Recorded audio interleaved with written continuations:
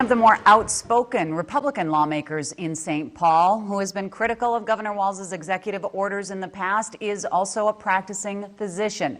Dr. and Senator Scott Jensen joins me from his office in Watertown. And Dr. Jensen, the governor's executive orders have been a sore spot for you and other Republican leaders at the state level. How are you feeling about these latest guidelines and restrictions? I'm very disappointed. I thought that Governor Walz had indicated that he would try to be somewhat restrained, and this doesn't feel like restraint. This feels like he's hyper-focused on some data points that maybe his group of advisors have advised him are all important, but honestly, this is gonna just crush so many Minnesotans, so many small businesses, parents of kids. They're trying to give their kids somewhat of a normal life, education, teaching, activities, extracurricular. This is actually, for me, it's unbelievable what we're doing.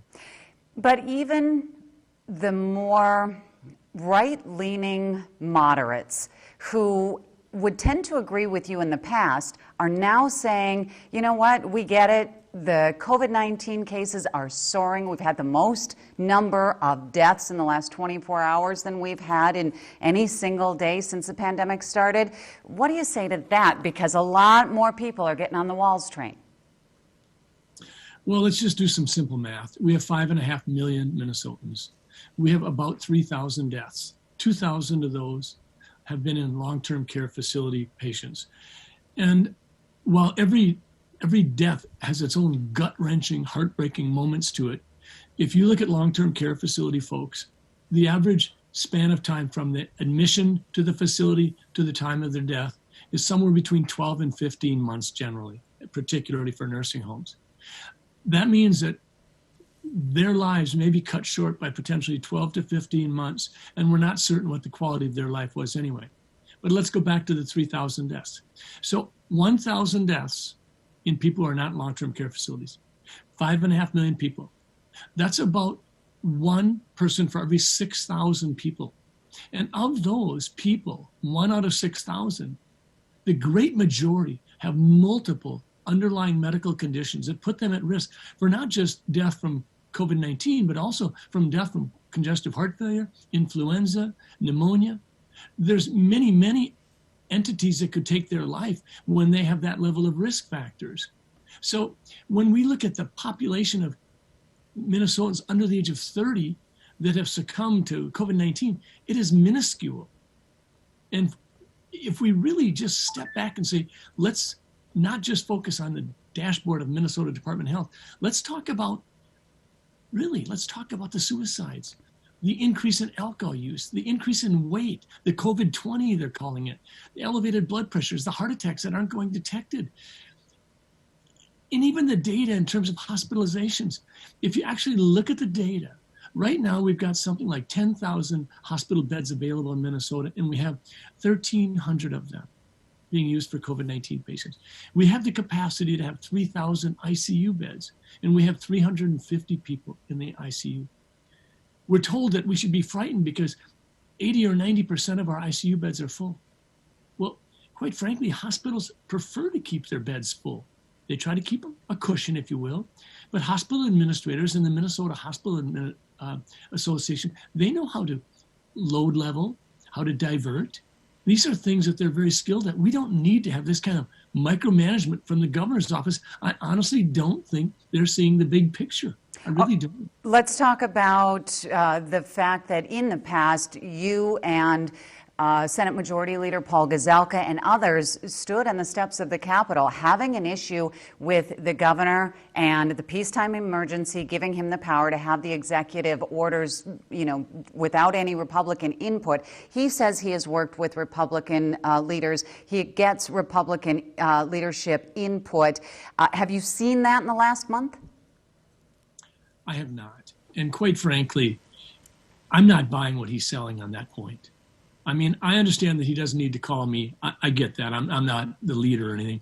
But I am the only one of the 4 physicians in the legislature that is not in his party. So I might be able to provide some perspective that's maybe a titch more skeptical than what he might be getting.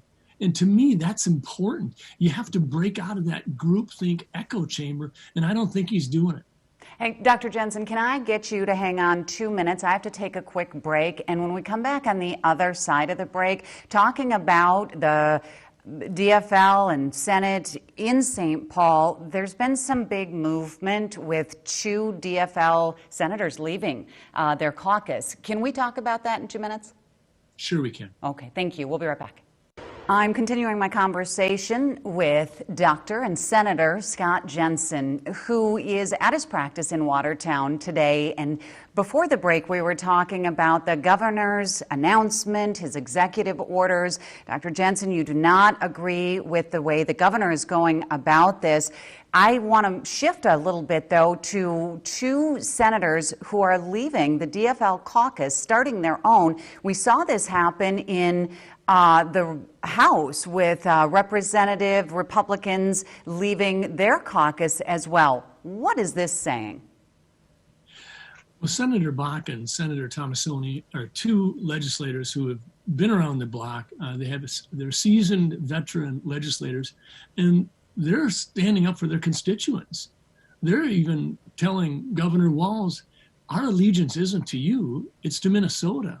And we don't think the direction that the Democratic-controlled House and the Democratic governor is moving in the right direction. They're saying, we're not going there. So we're going to be more independent, and we're willing to support Republican positions if we think that they're reasonable.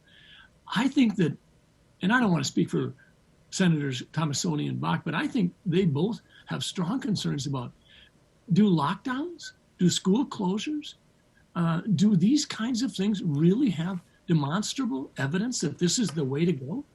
There are multiple studies that indicate that lockdowns do not accomplish what the governor thinks they do.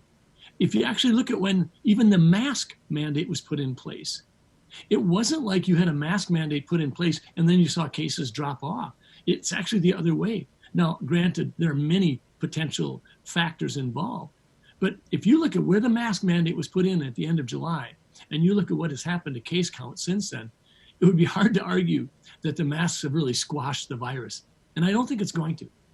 So for people who wholeheartedly disagree with your point of view and are saying, you know what, we have to do more, therefore the governor is doing the right thing, I try to 100% stay right down the middle. And I can see why the governor is doing this. I can absolutely see and hear your points, but so many are conflicted and don't know where to turn. And I think that's absolutely true, and I think it's a perfect perspective you shared. I don't think we need to fight about masks. The governor has put a mask mandate in place, and we've got many mask police out there telling everybody what to do. Fine. I think if you look at the data, 90 to 95% of Minnesotans are wearing masks consistently in the places they're supposed to.